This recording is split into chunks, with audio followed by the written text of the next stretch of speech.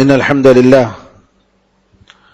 نحمده ونستعينه ونستغفره ونؤمن به ونتوكل عليه ونعوذ بالله من شرور أنفسنا ومن سيئات أعمالنا من يهده الله فلا مضل له ومن يضلل فلا هادي له وأشهد أن لا إله إلا الله وحده لا شريك له وأشهد أن محمدا عبده ورسوله اللهم صل على محمد وعلى آل محمد كما صليت على إبراهيم وعلى آل إبراهيم إنك حميد مجيد اللهم بارك على محمد وعلى آل محمد كما باركت على إبراهيم وعلى آل إبراهيم إنك حميد مجيد أما بعد فإن خير الحديث كتاب الله وخير الهدي هدي محمد صلى الله عليه وسلم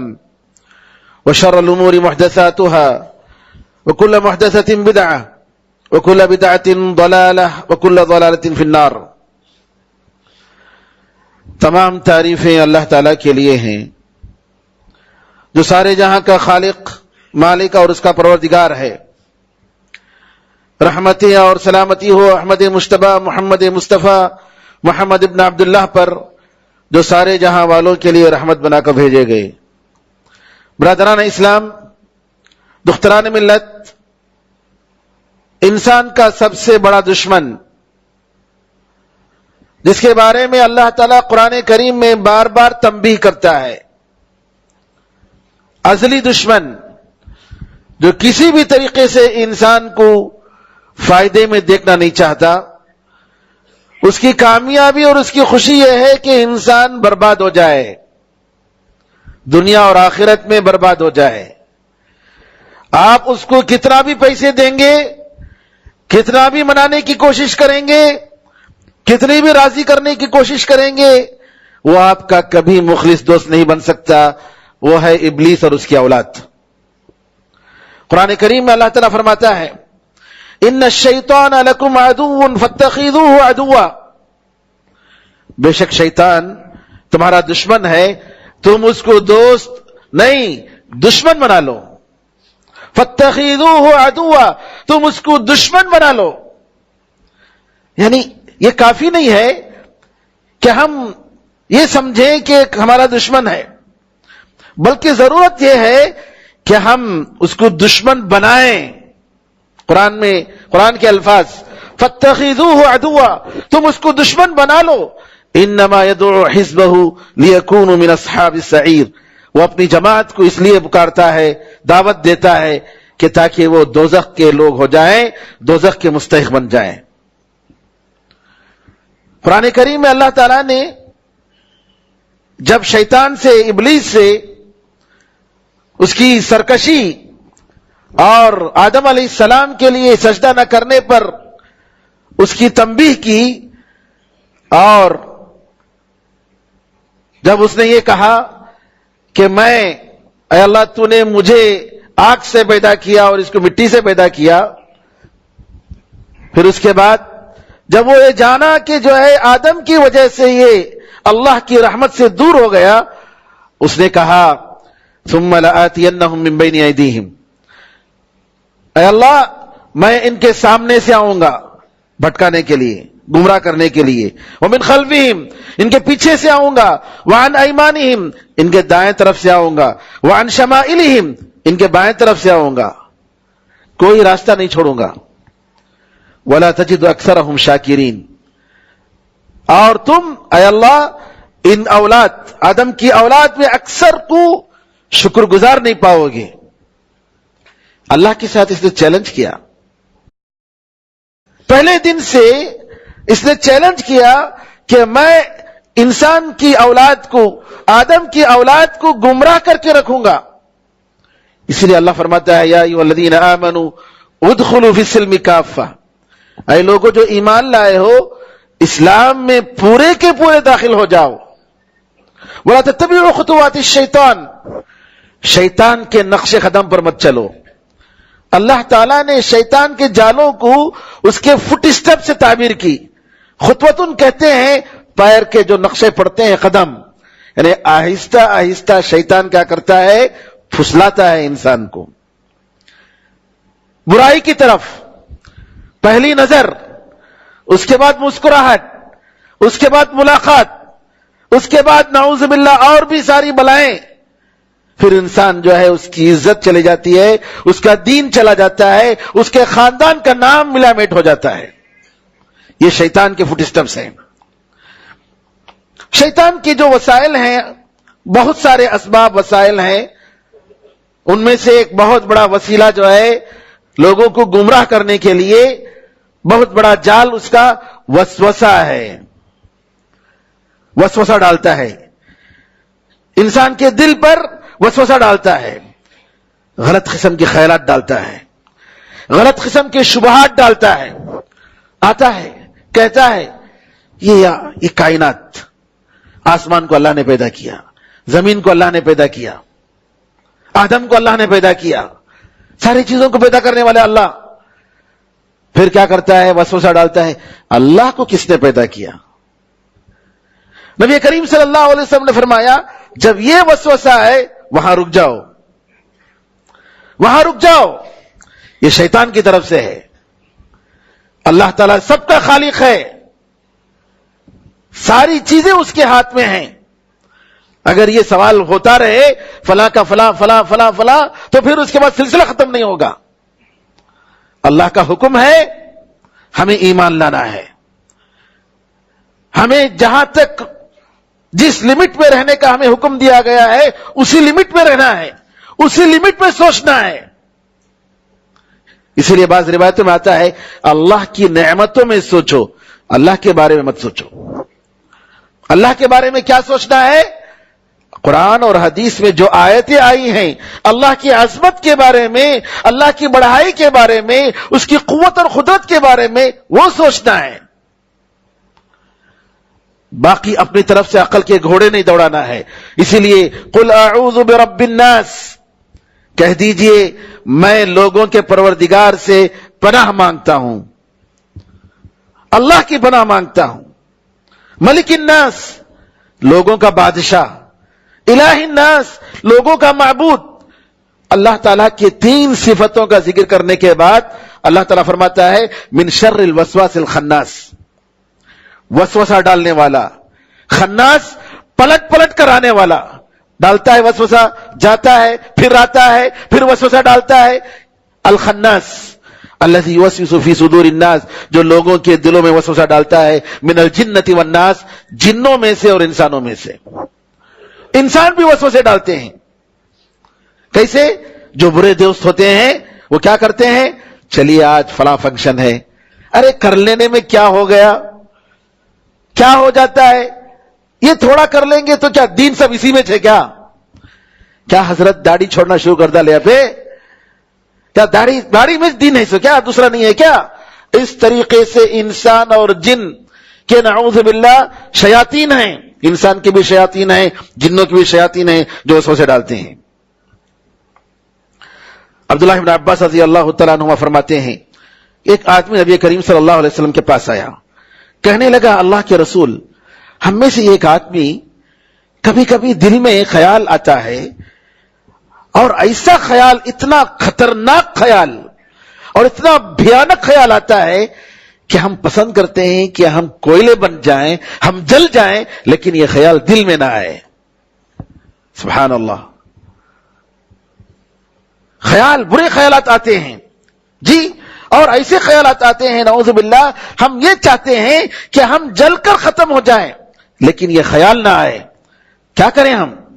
تو نبی کریم صلی اللہ علیہ وسلم نے فرمایا اللہ اکبر، اللہ اکبر، اللہ اکبر، اللہ بہت بڑا ہے، اللہ بہت بڑا ہے، اللہ بہت بڑا ہے. الحمدللہ الذی رد کیدہ الی الوسوسہ. اللہ کے لیے ساری تعریف ہے جو ابلیس کے وسوسے کو، ابلیس کے مکر و فریب کو وسوسے میں ڈال دیا. یعنی انسان سمجھتا ہے کہ یہ وسوسہ ہے، یہ شیطان کی طرف سے ہے، اور ایسا خیال ہمیں نہیں کرنا چاہیے. نبی کریم صلی اللہ علیہ وسلم فرماتے ہیں کہ آدمی جب نماز کے لیے کھڑا ہوتا ہے تو شیطان آتا ہے، اذان جب دیتے ہیں تو بھاگتا ہے. کیوں؟ کیونکہ اذان کی دعوت دی جا رہی ہے، نماز کی دعوت دی جا رہی ہے. اس لیے علماء کہتے ہیں جو دعوت کا کام کرتا ہے، جو نیکی کا کام کرتا ہے، نیکی کا حکم دیتا ہے، برائی سے روکتا ہے، شیطان اسے بھاگتا ہے. مؤذن نے اذان دی، بھاگتے ہوئے بھاگتا ہے، حدیث کے الفاظ ہیں. اور جب نماز کے لیے کھڑا ہوتا ہے آتا ہے، وسوسہ ڈالتا ہے. جب اقامت دی جاتی ہے بھاگتا ہے. اور جب پھر نماز کے لیے جب کھڑا ہوتا ہے تو جو ہے اس وقت جو ہے اس کو یاد دلاتا ہے، اے یاد کر، یہ یاد کر، یہ یاد کر. حتیٰ کہ آدمی کو نہیں پتا چلتا 3 رکعت پڑھا ہے کہ 2 رکعت پڑھا ہے. شیطان کے وسوسوں میں اور شیطان کے ہیلے بازیوں میں ایک بہت بڑا ہیلا لوگوں کے درمیان لڑانا، مسلمانوں میں فرقہ بندیاں ڈالنا. جی یہ شیطان کا ہیلا ہے، چاہے وہ انسانوں میں سے ہو، وہ جنوں میں سے ہو. بابری مسجد کا مسئلہ سارے مسلمان جانتے ہیں کہ یہ کوئی معمولی مسئلہ نہیں ہے. ظلم سے ڈھایا گیا اور اس جگہ جو ہے خاص فرقے کے لوگ صرف اپنی اکثریت کی بنیاد پر مندر بنانا چاہتے ہیں. کوئی ڈاکومنٹ نہیں، کوئی پیپر نہیں، بغیر کسی ثبوت کے ڈکلیئر کیا جاتا ہے. اکثریت کا خیال کرتے ہوئے یہ فیصلہ کیا جاتا ہے. فیصلے اکثریت پر نہیں دیکھے جاتے، فیصلے حق اور باطل دلیلوں کی بنیاد پر. اب اس میں سے حضرت ایک مولانا نے جو ہے کہا کہ نہیں، ہم جگہ چھوڑ دیں گے، کیوں ہم لڑتے رہیں، ہم جو ہے دوسری جگہ وہاں ہمارے لیے بنا کر دے دیجئے، مسلمانوں کے لیے یونیورسٹی بنا دے دیجئے. ارے یہ ایک مسجد کو توڑے ہیں، اس پر قبضہ کیے ہیں، سب کل جو ہے ساری مسجدوں پر مصیبت آئے گی. اس کا کون ذمہ دار ہے؟ اب شیطان جو ہے اس طریقے سے الگ کرتا ہے ایک آدمی کو. شیطان کی پالیسی اختلاف، کہ آپس میں اختلاف، کہ ہمارے جو ذمہ داران ہیں، ہمارے جو علماء ہیں ان میں اختلاف. 3 طلاق کا مسئلہ جو ہے یہی اسی طریقے سے، مقصد مسلمانوں کو آپس میں الجھانا، لڑانا، یہ مقصد، تاکہ وہ بڑھ جائیں، ان کے ووٹ بڑھ جائیں، ان کے اختلافات اور بڑھیں، وہ ختم ہو جائیں.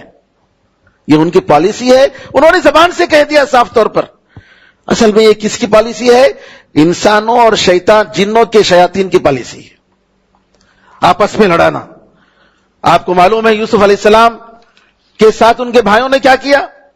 اس کا ذکر کرتے ہوئے یوسف علیہ السلام نے فرمایا، جب وہ لوگ سب مصر آئے، یعقوب علیہ السلام اور ان کی یوسف علیہ السلام کی والدہ، دونوں والدین اور بھائی سب آئے، جب معاف کر دیا، من بعد ان نزغ الشیطان بینی و بین اخوتی. کہ اللہ کے لیے تعریف ہے، اللہ کا شکر و احسان ہے کہ اللہ نے ہمیں سب دوبارہ واپس ملایا، بعد اس کے کہ شیطان نے میرے اور میرے بھائیوں کے درمیان دشمنیاں ڈال دی. نبی کریم صلی اللہ علیہ وسلم فرماتے ہیں، جابر رضی اللہ عنہ کی روایت ہے صحیح مسلم میں، ان الشیطان قد ائس ان يعبده المصلون في جزيرة العرب. یہ دوسری روایت میں يعبد في جزيرة العرب. شیطان اب مایوس ہو گیا ہے کہ جزیرے عرب میں اس کی عبادت کی جائے، ولكن في التحريش بينهم، لیکن آپس میں ان کو لڑاتا رہے گا، آپس میں لڑاتا رہے گا. تو یہ شیطان کی بہت بڑی پالیسی ہے، اختلاف ڈالے، پھوٹ ڈالے، بھائی بھائی کے درمیان، میاں بیوی کے درمیان، آپس میں کام کرنے والوں کے درمیان، مسجد کے ذمہ داروں کے درمیان. یہ شیطان کا کام ہے، اختلاف ڈالنا. نبی کریم صلی اللہ علیہ وسلم فرماتے ہیں، یہ بھی صحیح مسلم کی حدیث ہے، کہ ابلیس اپنے عرش کو لے کر پانی پر بیٹھتا ہے، دریا پر بیٹھتا ہے، اور اس کے دستوں کو، اس کی جماعتوں کو بھیجتا ہے، اور ان کی جماعتوں، اس کی جو لوگ جب واپس آتے ہیں یہ لوگ اپنا کام کر کے، تو سب سے زیادہ جو فتنہ مچاتا ہے وہ اس کے قریب رہتا ہے. اس کا کام کیا ہے؟ سب سے زیادہ کون فتنہ مچایا. پوچھتا ہے تم نے کیا کیا؟ میں نے فلاں کام کیا. اچھا ٹھیک ہے. تم نے کیا کیا؟ فلاں کام کیا. ارے کچھ نہیں کیا. تم نے کیا کیا؟ میں میاں بیوی کے درمیان اتنا لگا رہا ان دونوں کے بیچ میں کہ دونوں کے درمیان جدائی ہو گئی، اس نے طلاق دے دی. بیوی گھر سے بھاگ گئی. جی کہا ہاں تو نے صحیح کام کیا. کیوں؟ میاں بیوی کے درمیان جو جدائی ہے میرے بھائیوں، صرف شوہر اور بیوی کی جدائی نہیں، خاندان اس پر اثر، خاندان کا اثر پڑتا ہے، بچوں پر اثر پڑتا ہے. وہ بچے کہاں جائیں گے؟ وہ اولاد کیا ہوگی جو بغیر ماں کے، بغیر باپ کی زندگی گزارے؟ ان کا کیا حال ہوگا؟ معاشرہ خراب ہوتا ہے، برائیاں پھیلتی ہیں.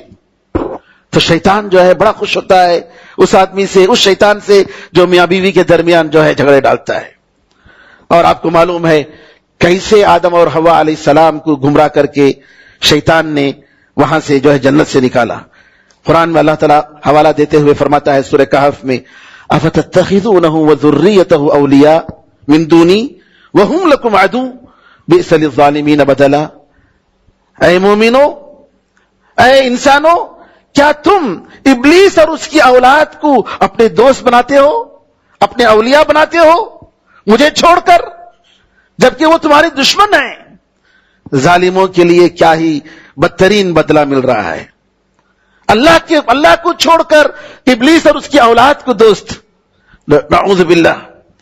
میرے بزرگوں، میرے بھائیوں، شیطان کی پہلی کوشش ہوتی ہے کہ کسی بھی طریقے سے کفر میں ڈالے. شیطان کے پاس بہت سارے ٹیکنکس ہیں، بہت سارے وسائل ہیں، اور بڑا تجربہ کار ہے.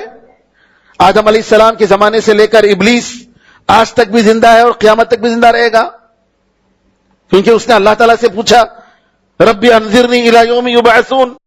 ابلیس نے کہا اے اللہ، اے میرے پروردگار، قیامت تک، جب تک ان لوگوں کو دوبارہ زندہ کیا جائے گا اس وقت تک مجھے مہلت دے. قال انک من المنذرین، کہا جاؤ تمہیں مہلت دیا جا رہا ہے. علماء نے کہا شیطان، ابلیس نے دعا کی، اللہ تعالیٰ نے دعا قبول کر لی، تمہاری دعا اللہ قبول نہیں کرے گا. ابلیس اگر دعا مانگا تو اللہ تعالیٰ نے اس کی بات مان لی، دعا قبول کر لی، تو ہماری دعا کیوں قبول نہیں کرے گا؟ تو شیطان نے، ابلیس نے یہ کہا مجھے مہلت دے. اس وقت سے لے کر ہزاروں سالوں سے وہ تجربہ کر رہا ہے. اس کا صرف یہی کام ہے، کیسے لوگوں کو گمراہ کریں گے، کیسے لوگوں کو برباد کریں گے، کیسے لوگوں کو بھٹکائیں گے، کیسے لوگوں کے دلوں میں شبہات پیدا کریں گے. اور انسان اگر مضبوط ہو اس کا ایمان تو شیطان کی چالیں نہیں چلتی ہیں.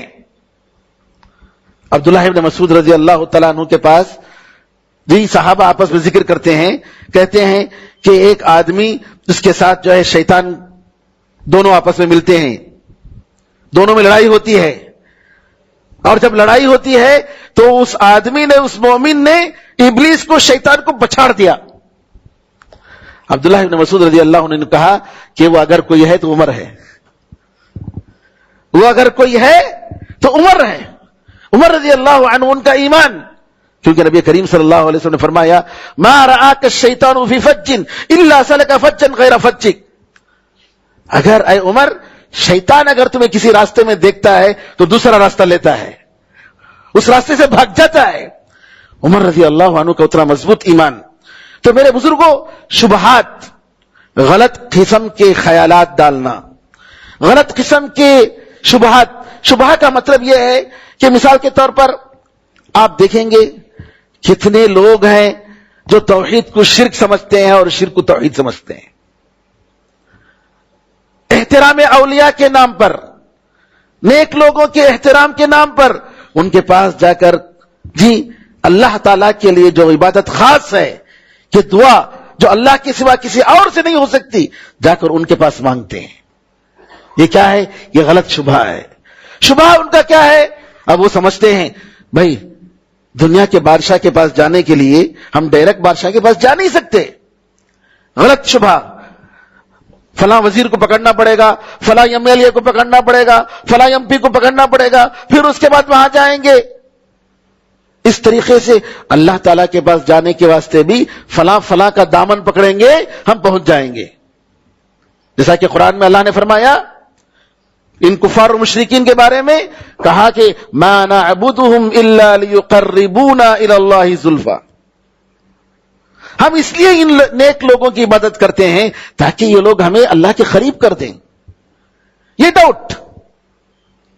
جبکہ نعوذ باللہ دنیا کا بادشاہ کہاں اور وہ اللہ تعالی کہاں، جس کے ہاتھ میں سارے آسمان و زمین رائی کے دانے کے برابر بھی نہیں. دنیا کا بادشاہ اس کے پیٹھ کے پیچھے کیا ہو رہا ہے نہیں معلوم. اس کے گھر میں اس کے خلاف اس کے بچے یا اس کی بیوی، اس کے گھر والے کیا پلاننگ کر رہے ہیں اس کی حکومت گرانے کے لیے، اس کو نہیں معلوم. اللہ تعالی عالم الغیب ہے، آسمان و زمین کے غیب کا علم رکھنے والا ہے. اس کو ضرورت نہیں کسی کے پہنچانے کی، سب کچھ جانتا ہے. نہ اس کو وہ کسی وزیر کا محتاج ہے، نہ کسی منسٹر کا محتاج ہے، نہ کسی اور قریب کا محتاج ہے، کسی کا محتاج نہیں ہے، وہ ساری چیزیں جانتا ہے. تو لہذا اللہ اور بندے کے درمیان کسی تیسرے واسطے کی ضرورت نہیں ہے کہ اس کا دامن پکڑیں گے تو ہم اللہ تک پہنچ پائیں گے، نہیں. تو اللہ اور انسان دونوں کو کمپیئر کرنا یہ اللہ کے ساتھ بہت بڑا ظلم ہے. اسی لیے اللہ کہتا ہے اگر بندے میرے بارے میں پوچھیں فإنی قریب، میں بہت قریب ہوں. اجیب دعوت الداعی اذا دعان، کوئی پکارنے والا پکارے تو میں اس کی دعا فوراً قبول کرتا ہوں. وَنَحْنُ أَقْرَبُ إِلَيْهِ مِنْ حَبْلِ الْوَرِيدِ، یہ شہرک، اس سے بھی زیادہ ہم انسان سے قریب ہیں، اس سے بھی زیادہ. تو شبہات، بدعات، شرک. بدعات کیا ہے؟ لوگ کیا سمجھتے ہیں؟ ارے کیا بھائی، رسول اللہ صلی اللہ علیہ وسلم کی تعریف میں، آپ کی سیرت میں اگر ایک دن میلاد النبی منا لیں تو کیا حرج ہے؟ ہم صرف رسول اللہ علیہ وسلم کی سیرت تو بیان کر رہے ہیں. یہ شبہ ڈالتا ہے، یہ غلط خیالات ڈالتا ہے. نہیں، رسول اللہ صلی اللہ علیہ وسلم کی شریعت، رسول اللہ صلی اللہ علیہ وسلم کی محبت کا اظہار اسی طریقے سے ہوگا جس طریقے سے نبی کریم صلی اللہ علیہ وسلم نے فرمایا. کوئی عبادت ہو نہیں سکتی جو عبادت نبی کریم صلی اللہ علیہ وسلم نے نہیں کیا ہے. جو عبادت ابو بکر و عمر عثمان و علی رضی اللہ عنہ اجمعین نے نہیں کیا ہے وہ عبادت ہو نہیں سکتی. جی ہاں، تو یہاں پر اس قسم کے شبہات ڈالتا ہے اور انسان کو بہکاتا ہے. اور دوسرا جو اس کا ذریعہ ہے حربہ، شہوت. انسان کے دل میں شہوتیں پیدا کرتا ہے، غلط قسم کے شہوت، فلاں سے غلط تعلقات، حرام چیزوں کی شہوت، حرام مال کمانے کی شہوت، حرام چیزوں کو دیکھنے کی شہوت. کیا ہو گیا؟ دیکھ لیں گے، کوئی تو نہیں دیکھ رہا ہے جی، اپنا موبائل ہے، اپنا ٹیب ہے، آئی پیڈ ہے، وہ دیکھ رہا ہے. نعوذ باللہ کیا چیزیں، شہوتیں. اور یہ بھول جاتا ہے اور یہ شیطان بھلا دیتا ہے کہ وہ اللہ تعالی ہمیشہ اس کو دیکھ رہا ہے. گناہوں میں ڈالنے کی کوشش کرتا ہے، گناہوں سے بچ گیا تو اچھے کاموں سے روکتا ہے. بہت سارے لوگ ہوں گے الحمدللہ چراتے نہیں ہوں گے، زنا نہیں کرتے ہوں گے، قتل و غارت گری کرتے نہیں ہوں گے، لیکن نماز پڑھنے والے 5 وقت کتنے ہیں؟ برائیوں سے تو رک گئے، لیکن فرائض. اس لیے ابن تیمیہ رحمۃ اللہ علیہ فرماتے ہیں کہ جو ہے سب سے مشکل فرائض کو بجا لانا ہے. اور آپ نے فرمایا سب سے بڑی کرامت یہ ہے کہ آدمی ہمیشہ پوری زندگی میں استقامت پر قائم رہے، دین پر قائم رہے. خوشی کے موقع پر، غم کے موقع پر، لوگوں کے سامنے، جلوت میں، لوگوں سے الگ جب تنہا ہو، خلوت میں، جی ہر حالت میں، جوانی میں، بڑھاپے میں، مرتے دم تک، اور اللہ تعالیٰ کے دین پر موت آ جائے، یہ سب سے بڑی کرامت ہے. کرامت سے مطلب ہوا میں چلنا اور پانی پر چلنا، ہوا میں اڑنا نہیں. اس سے بڑھ کر کرامت کیا ہے کہ اللہ تعالیٰ توفیق دے بندے کو کہ اس کے دین پر قائم رہے. تو میرے بزرگ کو شیطان کوشش کرتا ہے کسی طریقے سے جی فرائض سے مشغول کر دیں. قرآن پڑھنا چاہتا ہے لیکن قرآن پڑھنے نہیں دیتا. یہ کام آ گیا، دوسرا کام آ گیا، تیسرا کام آ گیا. قرآن کے لیے وقت نہیں، سنت کے لیے وقت نہیں، نفل کے لیے وقت نہیں. یہ سب کیا ہے؟ یہ سب جو ہے شیطان کے وسوسے ہیں، شیطان کے ہیلے ہیں. اور اگر نیک عمل کرتا ہے تو پھر بھی شیطان چاہتا ہے اس کے نیک عمل کو برباد کریں. کیسے؟ ہاں میں آج جو ہے پوری نماز جماعت کے ساتھ پڑھ لیا. شیطان کیا کرتا ہے؟ اس کے نیک عمل کو برباد کرے. کیسے؟ وہ اپنے آپ سے خوش ہو جاتا ہے, اس کے اندر غرور آتا ہے, وہ اپنے عمل کو پسند کرنے لگتا ہے. جبکہ انسان جب تک اسے یہ معلوم نہ ہو کہ میرے عمل کو اللہ نے قبول کیا, اس وقت تک وہ کیسے خوش ہو سکتا ہے؟ اپنے عمل کی کوئی گارنٹی نہیں کہ ہمارا عمل صحیح ہوا ہے, اللہ تعالیٰ کو پسند آیا. کس عمل کے بارے میں کوئی گارنٹی دے سکتا ہے؟ تو لہذا شیطان کیا چاہتا ہے؟ کسی طریقے سے اس کو اس کے دل میں غرور ڈالے, تکبر ڈالے کہ میں یہ سب کام نہیں کیا. بھائی آپ کو کیا معلوم ہے کہ آپ کے پاس کچھ ایسے کام ہوں گے جو نعوذ باللہ چوری, ڈکیتی اور زنا اور دوسرے گناہوں سے بھی زیادہ بدتر ہوں گے. نبی کریم صلی اللہ علیہ وسلم فرماتے ہیں کہ کبھی کبھی آدمی ایک لفظ اپنی زبان سے ایک لفظ کہتا ہے, ایک بات کرتا ہے, اور وہ بات, اس بات کی وجہ سے وہ نعوذ باللہ دوزخ میں 70 سال کے مسافت کے گہرائی میں جا کر گرتا ہے. کتنے سال کی؟ 70 سال کی. اور وہ خیال نہیں کرتا, دھیان نہیں دیتا کہ میں نے کیا بولا ہے. وہ سمجھتا ہے کہ میں نے کچھ نہیں بولا, وہ سمجھتا ہے کہ میں نے کچھ نہیں کہا, لیکن اللہ کی نظر میں وہ کہاں جا کر گرتا ہے؟ نعوذ باللہ 70 سال کے مسافت دوزخ کے گہرائی میں, گڑھے میں جا کر گرتا ہے. میرے بزرگوں, میرے بھائیوں, شیطان بہت بڑا دشمن ہے. ہمیں غور کرنے کی ضرورت ہے, ہمیں اپنے آپ کو بچانے کی ضرورت ہے. اللہ کے اذکار کے ذریعے اللہ تعالیٰ سے پناہ مانگ کر اپنے آپ کو, اپنے دامن کو بچا کر. یہ موضوع اور باقی انشاءاللہ دوسرے خطبے میں ہم بتائیں گے. اللہ سے دعا ہے کہ اللہ تعالیٰ ہم سب کو شیطان کے شر سے بچائے, اللہ تعالیٰ محفوظ فرمائے, سارے مسلمانوں کو اللہ تعالیٰ حفاظت فرمائے. آمین ارحم الراحمین. بارک اللہ لنا ولکم فی القرآن العظیم ونفعنا وإیاکم بالآیات والذکر الحکیم. انہ تعالی جواد کریم ملک بر رؤوف رحیم رب علیم.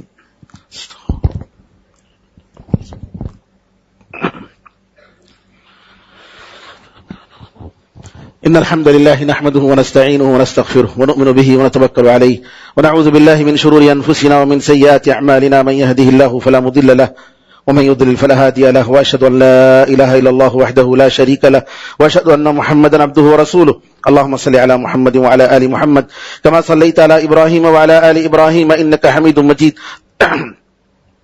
اللهم بارك على محمد وعلى آل محمد كما باركت على إبراهيم وعلى آل إبراهيم إنك حميد مجيد. وصل على جميع الأنبياء والمرسلين والملائكة المقربين والخلفاء الراشدين وعلى جميع الصحابة أجمعين ومن تبعهم بإحسان إلى يوم الدين. اللهم أعز الإسلام والمسلمين, اللهم انصر الإسلام والمسلمين, اللهم انصر من نصر الدين. عباد الله رحمكم الله, إن الله يأمر بالعدل والإحسان وإيتاء ذي القربى وينهى عن الفحشاء والمنكر والبغي يعظكم لعلكم تذكرون. فاذكروا الله يذكركم وادعوه يستجب لكم ولذكر الله أعلى وأولى وأعز وجل وأهم وأتم أكبر.